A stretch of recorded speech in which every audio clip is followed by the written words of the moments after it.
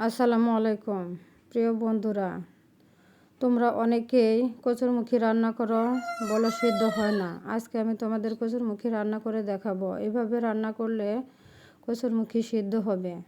আমি প্রথমে পেঁয়াজ রসুন তেলে দিয়ে দিয়েছি।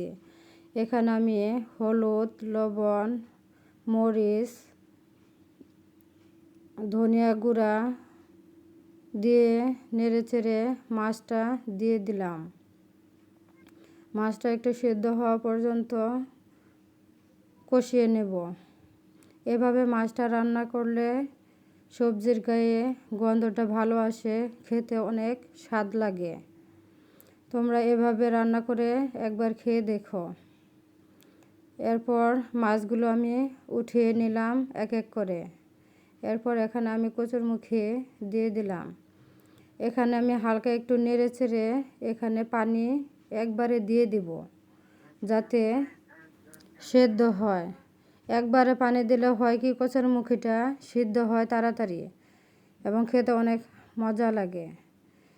এখানে তোমরা গরম পানিও দিতে পারো এবং নর্মাল পানিও দিতে পারো। আমি এখানে নর্মাল পানি ব্যবহার করেছি। মাঝখানে একটু নেড়ে চেড়ে দিও। দেখো কচুরমুখীটা অনেকটা সিদ্ধ হয়ে গেছে। ঢেকে আমি রান্না করব কিছুক্ষণ। তারপর এখানে আমি মাছগুলো এক এক করে দিয়ে দিলাম। এখানে আমি জিরের গুঁড়োটা অ্যাড করেছি। তোমাদের সেটা দেখানো হয়নি, স্কিপ হয়ে গেছে। ভিডিওটি ভালো লাগলে প্লিজ সবাই